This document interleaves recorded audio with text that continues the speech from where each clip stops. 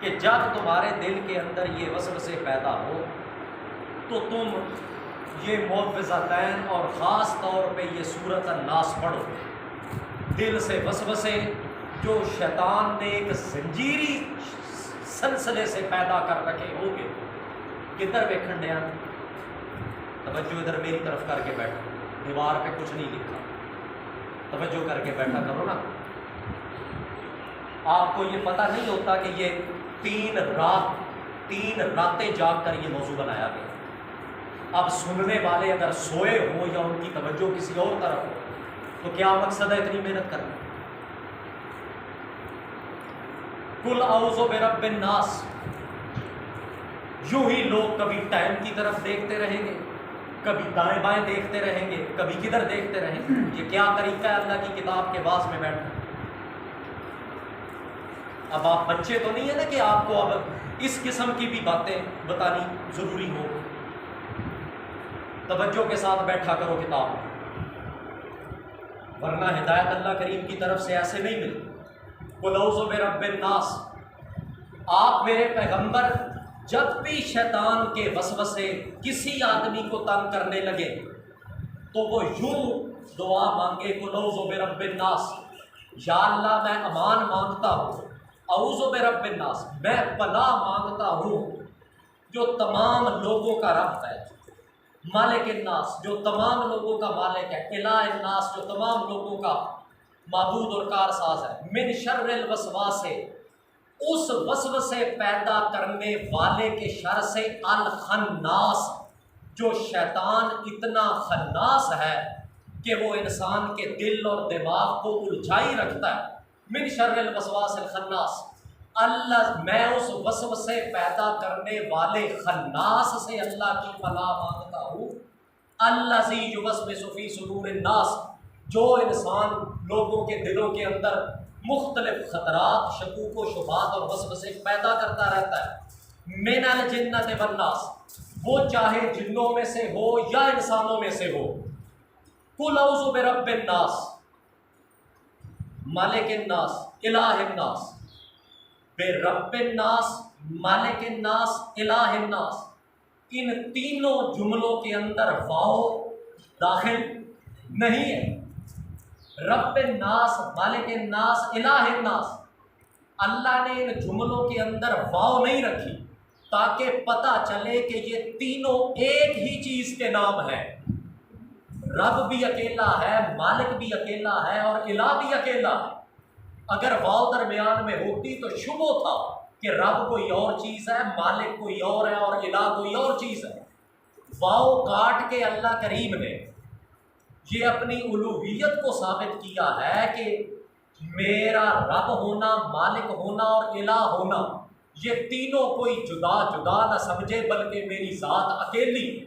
قل اعوذ برب الناس، مالک الناس، الہ الناس، یہاں جو پناہ مانگی گئی ہے اللہ کریم کی طرف سے، وہ اللہ کریم نے ذمہ لگایا ہے کہ جب تم میری پناہ مانگو تو میری وحدانیت اور توحید کا وسیلہ پیش کرو۔ میں پناہ مانگتا ہوں جو لوگوں کا رب ہے، لوگوں کا رب ایک ہونا یہ بھی اللہ کی توحید ہے۔ میں پناہ مانگتا ہوں مالک الناس سے، جو لوگوں کا مالک ہے، مالک اکیلا ہے، اس میں بھی اللہ کی توحید ہے۔ الہ الناس، میں پناہ مانگتا ہوں اس ذات کی جو لوگوں کا معبود ہے اور لوگوں کا الہ ایک ہے۔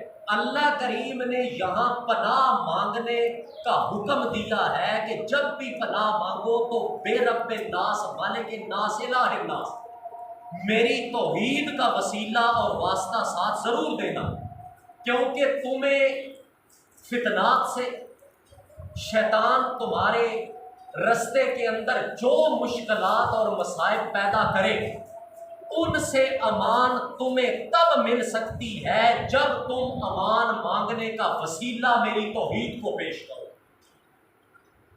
اس لیے یہ رب الناس، مالک الناس اور الہ الناس لگائے گئے کہ بندے نے جو پناہ مانگی ہے اسے تبھی مل سکتی ہے جب وہ میری توحید کو قائم کرے۔ اب ایک آدمی اللہ کی توحید کو تو قائم نہیں کرتا، وہ اس سورت کو پڑھے تو اس کی فتنات اور حوادثات سے جان کس طرح چھوٹے گی؟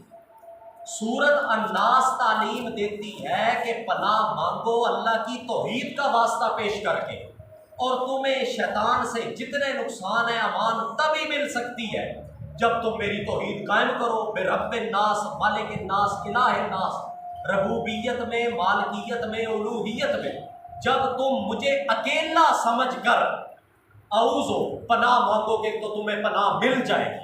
معلوم ہوا جتنی مشکلات اور مصائب ہیں ان سے جان تب بھی چھوٹ سکتی ہے آدمی کی جب اس بندے کا اللہ کی توحید پہ ایمان اور یقین کامل۔ اگر اس نے اللہ کی توحید کے اندر کوئی کمی کر رکھی ہے تو اسے نقصان سے امان نہیں مل سکے۔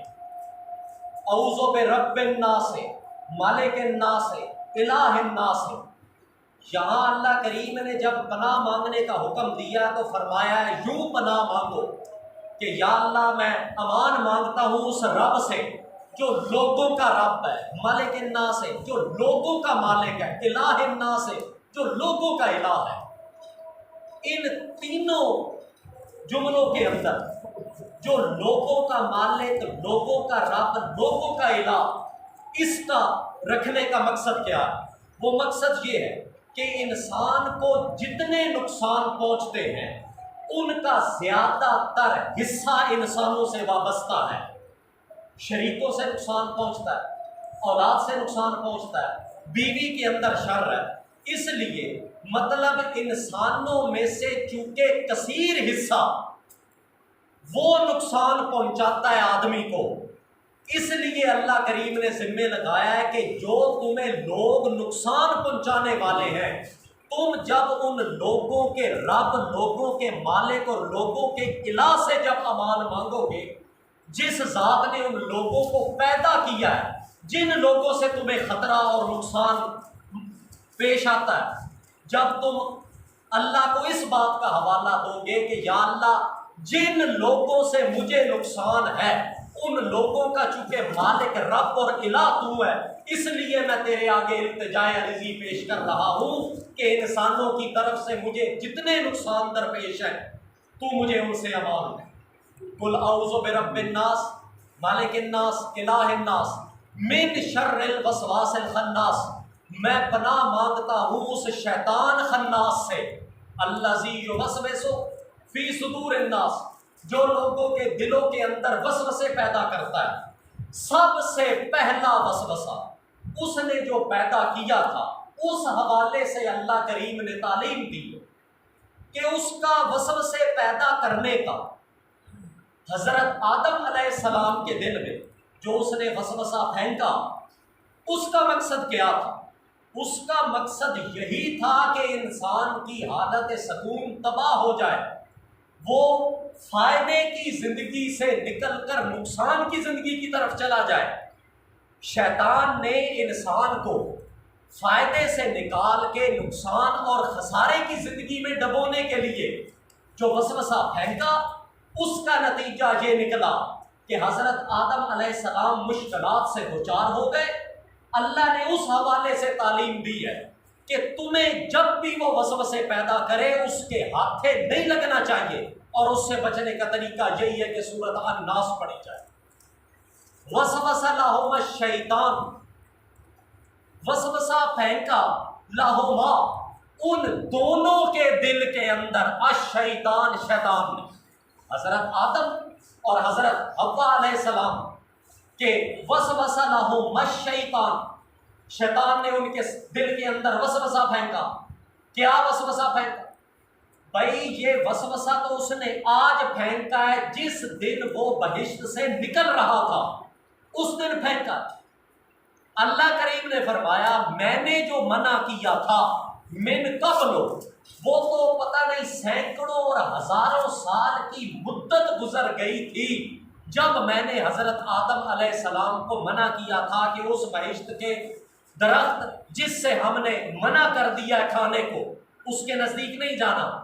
چونکہ مدتیں بڑی گزر چکی تھی اس لیے وسوس لہما الشیطان، جب اس نے مطلب ہے کہ حضرت آدم علیہ السلام کو سجدہ نہیں کیا، یہ یہاں پر سوال پیدا ہوتا ہے کہ اس نے یہ وسوسہ کہاں ڈالا تھا؟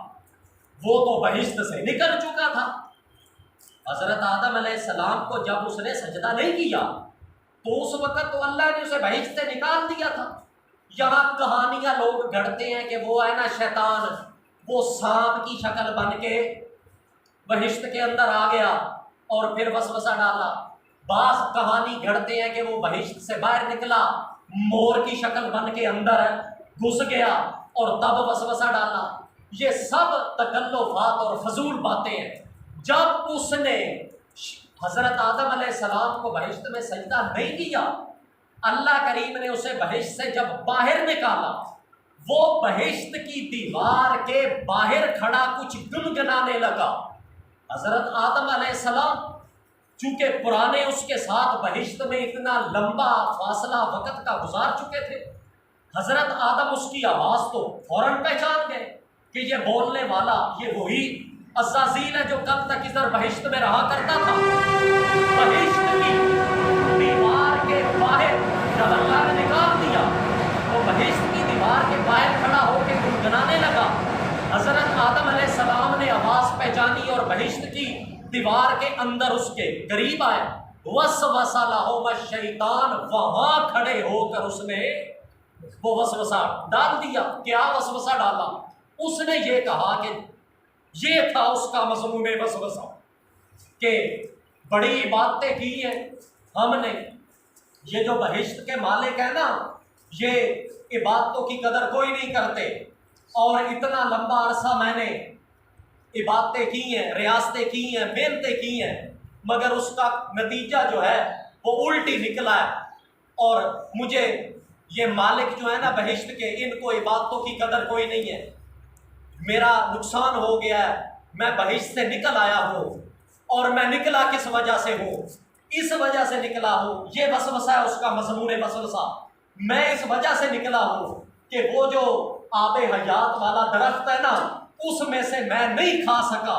ہائے کاش کبھی بہشت میں سے نکلنے سے پہلے جب ہم کبھی بہشت میں رہا کرتے تھے، اگر ہم اس درخت سے کچھ کھا لیتے تو آج ہم اس ناقابل تلافی نقصان سے دوچار نہ ہوتے۔ اب وقت گزر گیا ہے، اب وقت ہاتھ نہیں آئے گا، چلو میرے ساتھ تو جو ہوا سو ہوا۔ میں یہ چاہتا ہوں حضرت جی کہ کم از کم آپ کا نقصان نہ ہو جائے، میرے ساتھ تو جو بیتی وہ بیت گئی۔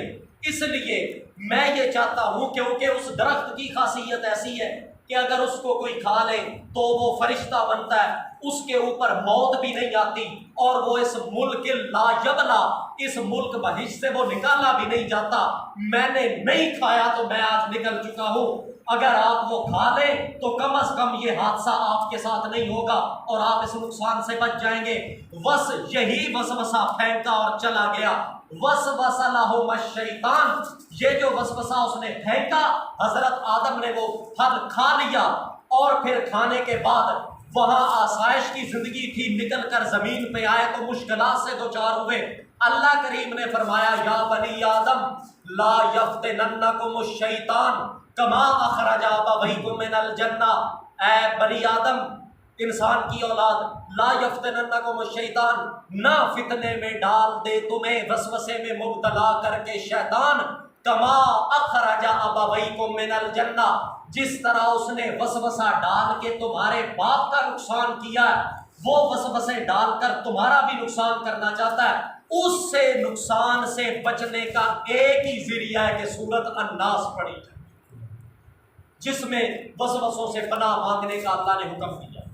ہاں جی، ماضی کے اوقات میں، اقوام عالم کی تاریخ میں قرآن پاک نے نشاندہی کی ہے کہ اس کا یہ جو وسوسہ ڈالنے والا فتنہ ہے یہ کتنا پرانے وقتوں سے چلا آیا ہے، اور ماضی کے اوقات میں اس نے اقوام عالم کے سینے میں وسوسے کب ڈالے اور کیوں ڈالے، اور اس شیطان کے فتنات اور وسوسوں کے اندر وہی شخص پھن سکتا ہے جو اندر سے منافق ہو۔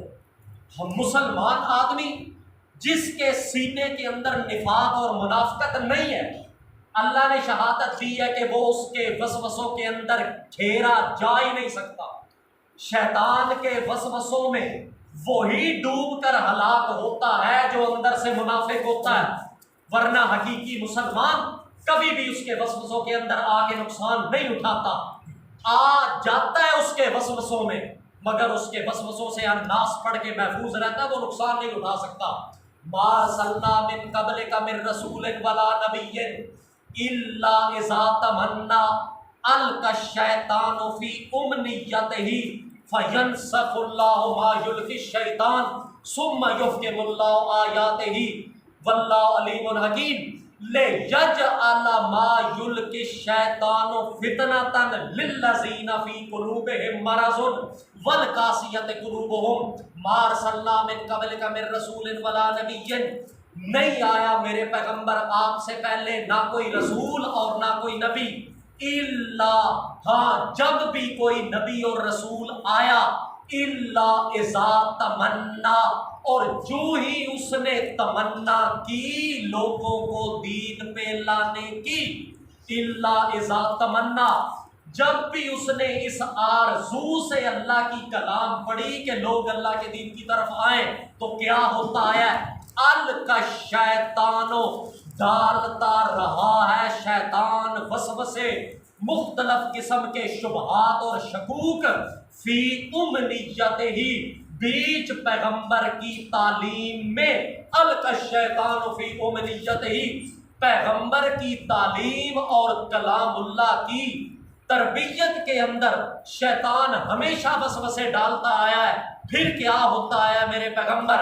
فَيَنْسَخُ اللَّهُ مَا يُلْقِي الشَّيْطَانُ، اللہ مٹاتا آیا ہے وہ وسوسوں کو اور شبہات کو جو ڈالتا رہتا تھا شیطان۔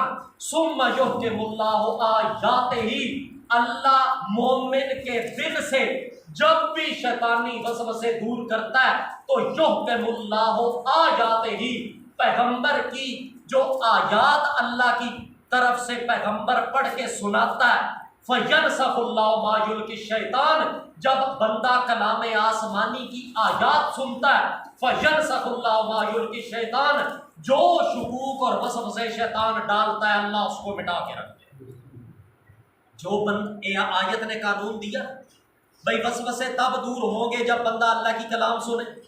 اب جو عیاش اور اوباش اللہ کی کلام سننے کی طرف نہیں آتا، اس کی شیطان کے وسوسوں سے کیسے جان چھوٹے؟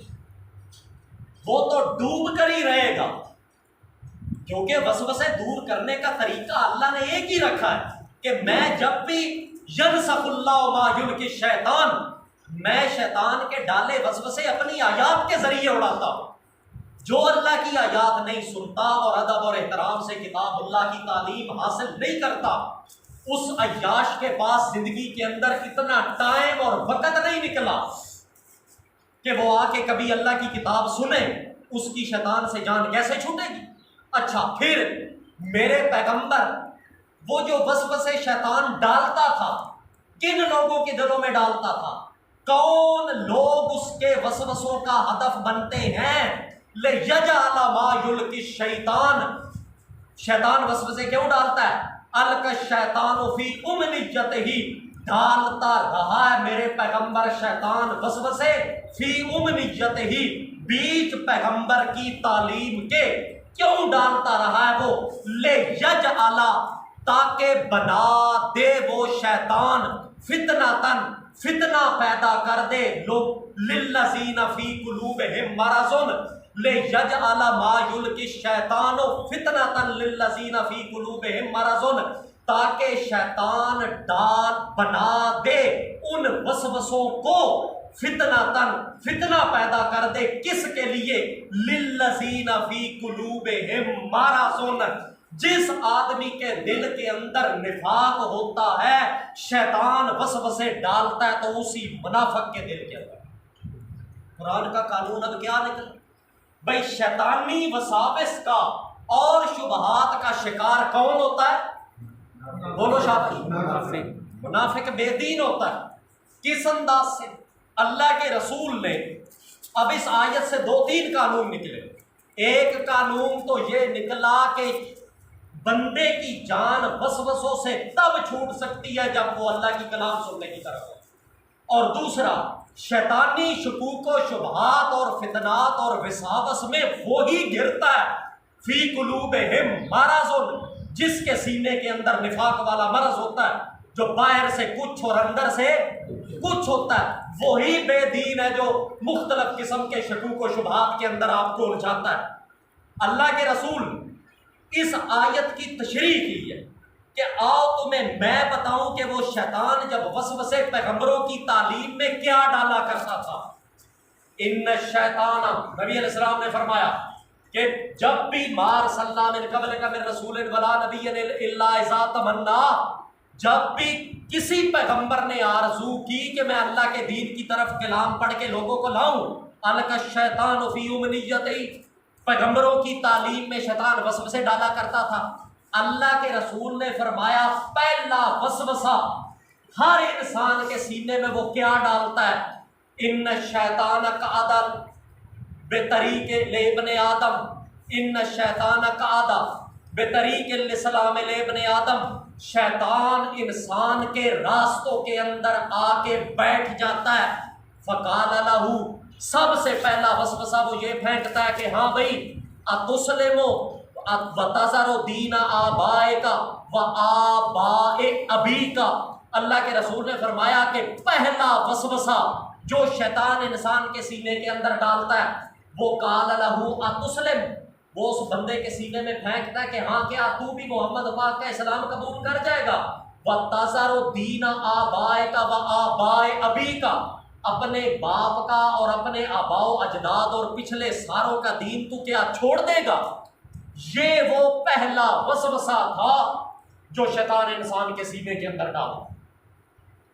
حالانکہ قرآن پاک نے فرمایا ہے، اللہ کریم نے فرمایا بھئی جو آدمی ہمارے کلام آسمانی کے بالمقابل آباء و اجداد کی عقیدت مندی میں آ کر دین سے منہ موڑتا ہے، اللہ کریم نے اس کا نام رکھا ہے اپنی کتاب میں کہ یہ آدمی تنہا کافر نہیں بلکہ آزاد عیاش اور اوباش کافر ہے، یہ نام دیا تھا قرآن پاک میں۔ یہ نام مار صلی من قبلک فی قریۃ من نذیر الا قال مترفوها انا وجدنا آباءنا علی امۃ وانا علی آثارہم مقتدون۔ مار صلی اللہ من قبلک فی قریۃ من نذیر، نہیں بھیجا میرے پیغمبر ہم نے آپ سے پہلے کسی بستی کے اندر کوئی ڈرانے والا، الا قال، ہاں مگر کہنے لگے، کون کہنے لگے؟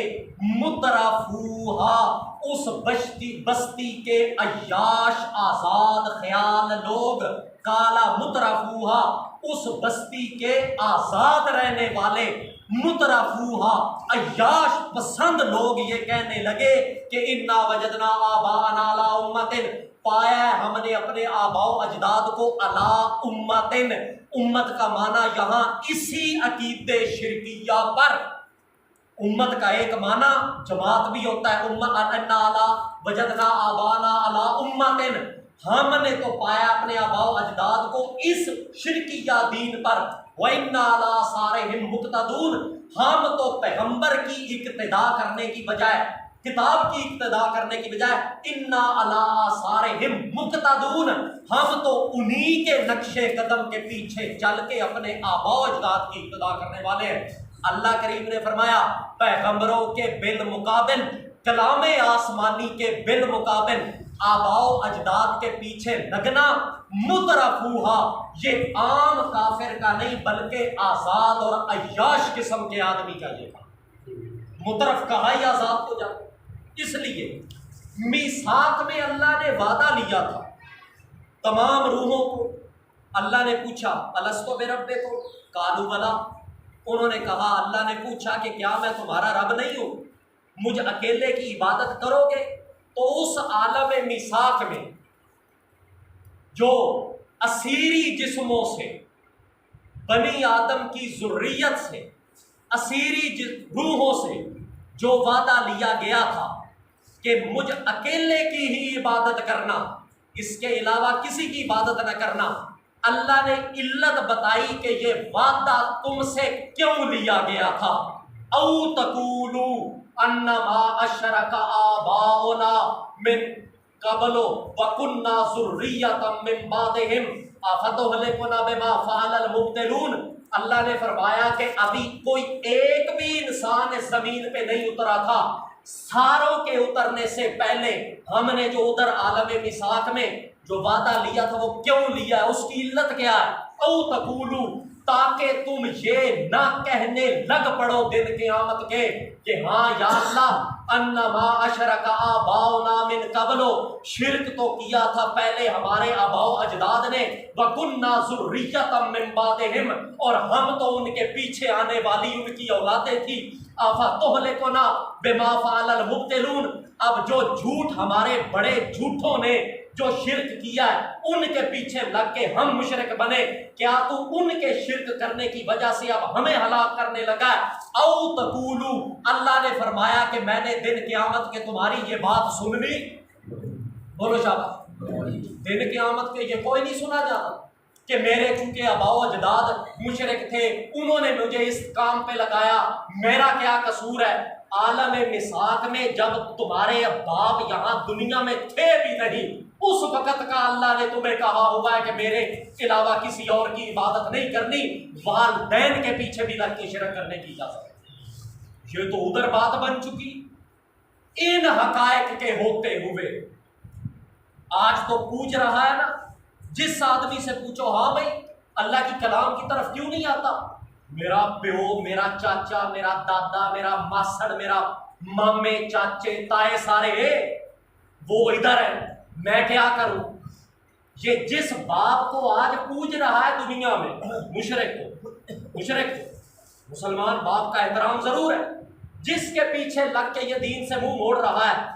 یوم یفر المرء من ابیہ یوم یفر المرء من ابیہ, دن قیامت کا جو ہوگا یفر المرء من ابیہ, جس باپ کے پیچھے دنیا میں لگ کے کفر کیا کرتا تھا, یفر المرء من ابیہ, اس باپ سے یہ کیا کرتا نظر آئے گا, بھاگتا نظر آئے گا دن قیامت. اس لیے مطلب یہ ہے کہ آباؤ اجداد کے پیچھے لگ کے اللہ کے دین کو ٹھکرانے کی اجازت نہیں ہوتی. ادب اور احترام ان کا ضرور ہے, دنیاوی معاملات میں, کاروبار میں, ادھر دوائی دارو میں, خدمت کرنے میں وغیرہ, ہم صاحب ما فی الدنیا معروفہ, دنیا کے معاملات میں بھئی ان سے اچھا سلوک کر. لا تطعہما, شرک کرنے کا کہیں تو لا تطعہما, ان دونوں میں سے کسی ایک کی بھی نہیں ماننی. اللہ کریم نے صاف فیصلہ دے دیا.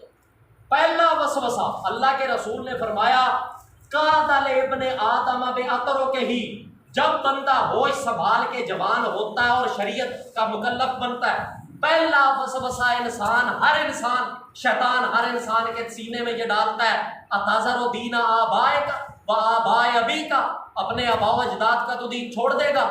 دوسرا وسوسہ شیطان کا, چلو کو 3-4 تے سناواں اج, ویسے تو وہ بڑا بڑا بے دین ہے, اس کا ٹوٹل لانا یہ بہت مشکل کام ہے. دوسرا وسوسہ جو پھینکتا ہے وہ دین پیش کیا گیا ہے.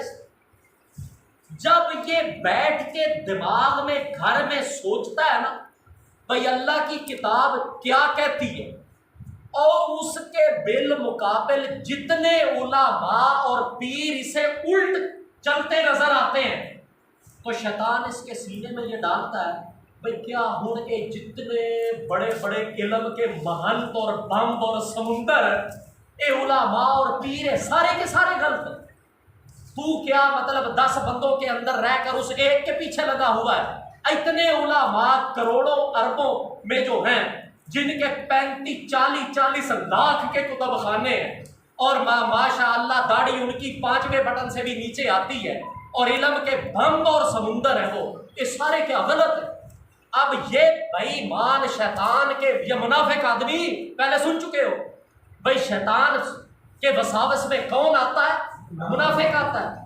یہ منافق آدمی شیطان کے اس وسوسے میں ڈوب کر کہتا ہے کہ میں اللہ کی کلام مجھے جھٹلانی پڑے تو میں جھٹلا دوں گا, مگر آنکھوں سے نظر آنے والے اتنے علماء اور پیروں کا ٹبر میں کبھی جھٹلا نہیں. اللہ کریم نے فرمایا اگر جو بول تو نے بولا ہے نا کہ اتنے سارے علماء، اتنے سارے پیر، ہم بھی تجھے تیرے لفظ کا الٹا کے جواب دیں گے، یا ایھا الذین آمنوا ان کثیرن کثیرن کثیرن کثیرم من الاحبار والرہبان لیاکلون اموال الناس بالباطل ویصدون عن سبیل اللہ ان کثیرم من الاحبار والرہبان، علماء اور مولویوں اور پیروں کی کثیرن کثیرن کثیرن اکثریتی ٹولی، وہ یصدون عن سبیل اللہ، وہ اللہ کی کتاب کے الٹ چلا کے لوگوں کو میرے دین حق سے روک رہے ہیں۔ اللہ نے بھی یہ دعویٰ دائر کر دیا کہ ہر زمانے اور وقت کے اندر کثیر من الاحبار والرہبان، اکثر مولوی، اور بھائی اس کا معنی ہی کریں، اب کوئی دو نمبری تو نہیں نہ ہو رہی، معنی کے اندر ہے کثیر من الاحبار والرہبان۔ اس لیے یہ کوئی اللہ کے رسول نے فرمایا کہ تمہیں اپنی زندگی کا امام کس کو ماننا پڑے گا؟ یہ بات میں بتا رہا ہوں اس چھت کے نیچے غنیمت ہے، آپ پلے باندھ لیجیے۔ زندگی میں انسان نکل جاتا ہے سفر میں کہیں نہ کہیں، جہاں رزق اس کو کھینچ کے لے آئے، یہ دین سمجھا ہوا ضرور کام دے گا۔ اللہ کے رسول نے فرمایا تم اپنی زندگی کا امام کسے مانو؟ عبد یقودکم بکتاب اللہ، اس بندے کو مانو جو تمہیں اللہ کی کتاب کے مطابق رہنمائی کرے۔ اقوام عالم کے اندر اللہ کے رسول نے فرمایا بھی تھا یکون من بعدی ائمۃ لا یہتدون بہدایا ولا یستنون بسنتی قلوبہم قلوب الشیاطین فی جثمان انس۔ نبی علیہ السلام نے فرمایا کہ قرب قیامت کیا ہوگا، پیشن گوئی کی اللہ کے رسول نے، یکون من بعدی ائمہ، قرب قیامت کے اندر جو علماء ہوں گے لا یہتدون بہدایا، وہ میری ہدایت جو قرآن والی ہے اس کے مطابق لوگوں کی رہنمائی نہیں کریں گے، ولا یستنون بسنتی، میری سنت کے مطابق لوگوں کو نہیں چلائیں گے۔ یہ تو اسے اپنی زندگی کا امام اور مولا نہ کہہ رہا ہے نا، قلوبہم قلوب الشیاطین فی جثمان انس۔ اللہ کے رسول نے فرمایا کتاب اللہ کے الٹ چلانے والا عالم وہ کون ہوتا ہے؟ قلوب الشیاطین فی جثمان انس، انسانی شکل میں وہ شیطان ہو۔ اللہ اب کون سی وضاحت اللہ اور رسول نے چھوڑی ہے؟ جو ایک آدمی کو ہدایت کا سامان کے لیے وہ کافی نہیں؟ اللہ کے رسول نے فرمایا بھائی یہ اقوام عالم کا نا بڑا عجیب کوئی حادثہ رہا ہے کہ وہ پتہ کیا کیا کرتے تھے، جب بھی ان کو کوئی اہل اور اللہ کا نمائندہ حقیقی کتاب اللہ پڑھنے والا ملتا تھا نا، عمران صاحب خاص توجہ کرو، وہ اس کے سامنے نا اہلوں کو اٹھان دیا کرتے تھے۔ اصل عالم اور پیغمبر کے بالمقابل نا اہل قسم کے آدمیوں کو وہ بڑی رفعت اور اٹھان دیتے تھے۔ مقصد ان کا کیا ہوتا تھا؟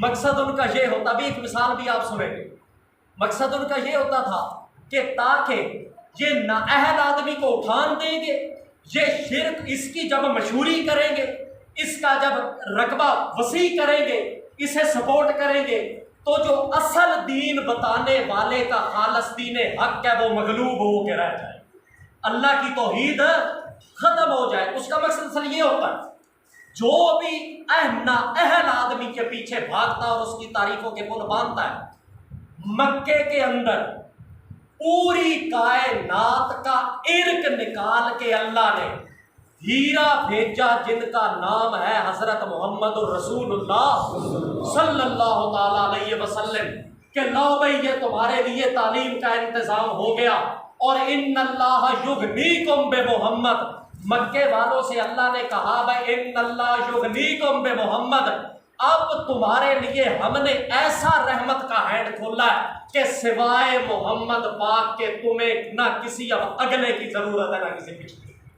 تمہاری ضرورتیں بے پرواہ کر ڈالی ہیں اللہ نے محمد پاک کے ذریعے، تمہیں ایک محمد پاک کافی۔ وہ مکے کے اندر انہوں نے میٹنگ کی، انہوں نے کہا بھائی محمد پاک کے بالمقابل ہم اپنے کون سے عالم نکالیں؟ لبڑے نا قوم نے ادھر تھے جناب، انہوں نے میٹنگ کی، اور میٹنگ میں انہوں نے سوچا بھی بندے ایسے ہو جو کچھ نہ کچھ علم بھی وہ جانتے ہو، عامی کو کون پوچھتا ہے بھئی بندے بھی علم پڑھ لیں۔ عبداللہ بن زبارہ اور دوسرا نام انہوں نے پیش کیا حضرت علامہ مولانا نذر بن حارث، یہ دو نام انہوں نے پیش کیے۔ نبی علیہ السلام کے سامنے آ کر کہا کرتے تھے جی آپ تو آج آئے ہیں نا جی، یہ جو ہے نا عبداللہ بن زبارہ یہ عرب کی گرامر کا ماسٹر اور ماہر ہے اور بڑی چوٹی کی باریکی جانتا ہے۔ عبداللہ بن زبارہ جو عالم ہے، نبی علیہ السلام کے سامنے آ کر وہ یہ بیان دینے لگے بھئی عبداللہ بن زبارہ جو ہے نا یہ ہمارے اہل عرب اور عجم جتنے بھی ہیں، عرب کے شعراء جو گرامریں اپنے شعروں میں استعمال کرتے ہیں وہ ساری اسی کی نکالی ہوئی ہے، اور رہ گئے حضرت علامہ نذر بن حارث صاحب، یہ بے دین جو تھا یہ تجارتی سلسلے میں جایا کرتا تھا شام کے علاقوں میں جہاں یہودی وغیرہ ہوا کرتے، ان سے جا کر یہ کچھ علم کی باتیں سیکھ لیتا، کو سفندر یار اور رستم کے قصوں کے اوپر لکھی ہوئی کتابیں وہاں سے خرید لاتا اور مکے کے اندر بیٹھ کے مجمع لگا کے وہ لوگوں کو قصے اور کہانیاں سناتا، جہاں سے وہ مشہور ہو گیا۔ نذر بن حارث نظر نہیں رہا بلکہ اب علامہ نذر بن حارث بن گیا۔ مکے والے آ گئے یا رسول اللہ وہ جو ہے نا نذر بن حارث بڑا چوٹی کا عالم ہے، اس کے پاس اتنی کتابیں ہیں، یہ ہمیں عرب اور عجم کے قصے سنایا کرتا ہے اور بڑا اس کے پاس علم ہے۔ اتنی پھر کیا کیا کرتا تھا، کان یلط السبیکا، اور ابو جہل جو تھا اس نذر بن حارث کو کان یلط السبیکا، خالص دیسی گھی کے اندر خالص ستو گھول کے اسے حضرت صاحب دی خدمت اتھے اللہ دی توحید دسن والا ہوئے تے انہوں تے کو سکا کا بچھا دا نہیں پوچھدا، پانی نہیں پوچھ کے اس کو لوگ مہربان علاقے والے تاڈا میں کسی دن میچا لینا اس گل دے اوتے ہے جے تقریباً 4 سال ہو رہے تو مقصد کرنے کا یہ ہے قوم بھائی مانوں کو اٹھان دیتی ہے اور نااہل لوگوں کی جا کے خدمتیں اور ان کو سہارا دیتی ہے تاکہ لیدھزوا بہ الحق، تاکہ اللہ کا خالص دین حق ڈوب جائے۔ اس لیے مسلمانوں کو اس شیطانی سے آئندہ سے باز رہنا چاہیے۔ مطلب عرض کرنے کا یہ ہے اللہ کے رسول نے فرمایا بھئی دوسرا وسوسہ جو شیطان انسان کے سینے میں پھینکتا ہے وہ یہی پھینکتا ہے۔ اب اتنے سارے علماء اور پیروں کو کیسے غلط کہا جائے؟ اللہ نے فرمایا ان کثیرا من الاحبار والرہبان، اکثریتی حصہ علماء اور پیروں کا یصدون عن سبیل اللہ، وہ لوگوں کو میری توحید والے راستے پہ آنے سے رکاوٹ ہے۔ تو کثیرا من الاحبار والرہبان وہ اکثریتی مولوی ہوتی ہے۔ شیطان کا وسوسہ نمبر 3 پھینکتا ہے بھئی اگر میں شیطان اس کے سینے میں آ کے پھینکتا ہے بھئی اگر تو یہ ان لوگوں کے پیچھے چلا نا جن کی مسجد جھنگ موڑ کے لین کے اوپر ہے تو پھر نتیجہ کیا نکلے گا؟ تجھے تیری ناک کی پیڑھی چھوڑ دے گی، دانت کی چھوڑ دے گی، محلے والے چھوڑ دیں گے، خاندان والے چھوڑ دیں گے، تیرے دوست احباب سارے تجھے چھوڑ جائیں گے، تو اپنے کاروبار کس طرح کرے گا؟ کل کو تجھے رشتے کون دے گا؟ تو سارے کائنات کے اندر اکیلا بن کے رہ جائے گا۔ کیوں نہ ہو ایسا جو ان 10 کو ہی چھوڑ دیا جائے اور جدھر بہاریں اور لطف اور تلطف ہے ادھر ہی چلا جائے، تو اکیلا رہ جائے گا۔ بین ہی یہی بھئی یہ وسوسہ آتا ہے نا انسان کے ساتھ، آپ کو بھی یہ لاحق ہوا ہے اپنے اس ماضی کے دور میں؟ جو ہی بندہ دین کی طرف آئے گا اس کے سینے میں شیطان، یہ روحانی سطح پہ ہر آدمی کا کام نہیں ہے اس چیز کو سمجھ جانا، یہ اللہ ہی توفیق دے کسی کا سینہ کھولے، اللہ سب کا سینہ کھولے، وہ شیطان کے وسواس کو سمجھنے لگ پڑے۔ اب مکے والوں کے سامنے جتنے کافر قومیں تھیں ان کے سینوں میں بھی شیطان یہ ڈالتا ہے۔ مکے والے کہنے لگے کالو، جب نبی علیہ السلام نے انہیں قرآن پاک پیش کیا تو کہنے لگے کالو ان نتبع الہدی معک نتخطف من ارضنا، وہ کہنے لگے محمد پاک صلی اللہ تعالی علیہ وسلم جی اگر ہم سارا جہان چھوڑ کے ان نتبع الہدی معک، اگر ہم تیرے پیچھے چل پڑے اس ہدایت قرآن والی کے ساتھ، تو نتخطف من ارضنا، اچک لیے جائیں گے ہم اپنے علاقے سے، ہمیں تو لوگ یہاں مکے میں رہنے بھی نہیں دیں گے، ہمارے مال و اموال اور زمینیں اور سارا آبادیاں سب کی سب ختم ہو جائیں گی۔ اس لیے اب اس کا پھر اگر تیرے پیچھے محمد ان نتبع الہدی معک، اگر محمد پاک جی صلی اللہ علیہ وسلم اگر ہم آپ کے پیچھے چلے تو یہ ہمارا نقصان ہو گیا تو اس کا آخر کون ذمہ دار ہو؟ اللہ نے جواب دیا انا لننصر رسلنا۔ اب یہ آسمانی تسلی، اللہ نے آج تک کسی نبی کو بھی پہلے نہیں بتایا کہ تو میرے رستے میں نکلے گا نا، جب تجھے یہ مشکلات پیش آئیں گی تو میں یوں کر دوں گا۔ اللہ کریم فرماتے ہیں جس لائن توحید والی پہ میں تمہیں لگا رہا ہوں چلتے جاؤ، آگے جو کچھ بھی ہوگا ہم نسمع و آرا، ہم سن بھی رہے ہیں اور دیکھ بھی رہے ہیں۔ انا لننصر رسلنا والذین آمنوا فی الحیات الدنیا، میرے پیغمبر آسمانی تسلی ہے، انا لننصر رسلنا، ہمارے یہ لفظ اتنے ہی کافی ہے کہ انسان کے لیے، انا لننصر رسلنا، ہم امداد بھیجتے ہیں میرے پیغمبر اپنے رسولوں کو، صرف رسولوں کو نہیں، والذین آمنوا، اور عامی ایمانداروں کو بھی، دونوں کو ہم امداد بھیجتے ہیں۔ ادھار پہ ہم نے کام نہیں رکھا، فی الحیات دنیا، اسی دنیا کی زندگی کے اندر ہم امداد بھیجتے ہیں۔ میرے پیغمبر یہ جو لوگ ڈرتے ہیں کہ ہم اگر اللہ کے دین توحید کی طرف آئے تو ہمارے بڑے ہمارا رزق بند کر لیں گے، وَفِي السَّمَاءِ رِزْقُكُمْ، اللہ نے ان کو یہ جواب دیا وَفِي السَّمَاءِ رِزْقُكُمْ، تمہارا رزق دکان میں نہیں ہے، وَفِي السَّمَاءِ رِزْقُكُمْ، تمہارا رزق ملازمت کے اندر نہیں ہے، وَفِي السَّمَاءِ رِزْقُكُمْ، تمہارا رزق تمہارے آباء و اجداد کے ہاتھ میں نہیں ہے، وَفِي السَّمَاءِ رِزْقُكُمْ، تمہارا رزق دنیا میں کہیں بھی نہیں، وَفِي السَّمَاءِ وَفِي الدُّکَانِ رِزْقُكُمْ نہیں کہا اللہ کریم نے کہ تمہارا رزق دکان کے اندر ہے، وَفِي السَّمَاءِ رِزْقُكُمْ، تمہارا رزق آسمان والے کے پاس۔ لا یملکون لکم رزقا، جن سے تم ڈرتے ہو وہ تمہارے رزق کے مالک تو رہا درکنار، لا یستطیعون لہم رزقا، وہ تمہیں رزق دینے کی طاقت بھی نہیں رکھتے۔ لا کأی من دابۃ لا تحمل رزقها، جب یہ مکے والوں نے وہ سوال کیا تھا نا کہ ہم محمد پاک جی آپ کے پیچھے چلے تو ہمارا بنے گا کیا، انسان ہے نا بیچارہ، انسانی نقطۂ نظر سے اس کے سینے میں یہ ڈر جب آتا ہے، یہ جواب دیا اللہ نے مکے والوں کو، کأی من دابۃ لا تحمل رزقها اللہ یرزقها وإیاکم وہو السمیع العلیم، لا کأی من دابۃ، کتنے لاکھوں کروڑوں اربوں خربوں جاندار ہے میرے پیغمبر جو لا تحمل رزقها، جو نہیں اپنے ہاتھ میں لے کے اٹھا پھرتے اپنا رزق، اللہ یرزقها، بغیر اسباب اور وسائل اور بڑوں کے ذرائع کے، اللہ یرزقها، اللہ انہیں رزق دے رہا ہے، وَإِيَّاكُمْ، اور تمہیں بھی وہی رزق دے گا، مگر بڑوں کے پیچھے لگ کے میرا دین چھوڑنے کی تمہیں اجازت نہیں ہے۔ یہ تسلیاں اللہ نے کیوں دی ہیں آخر قرآن پاک کے؟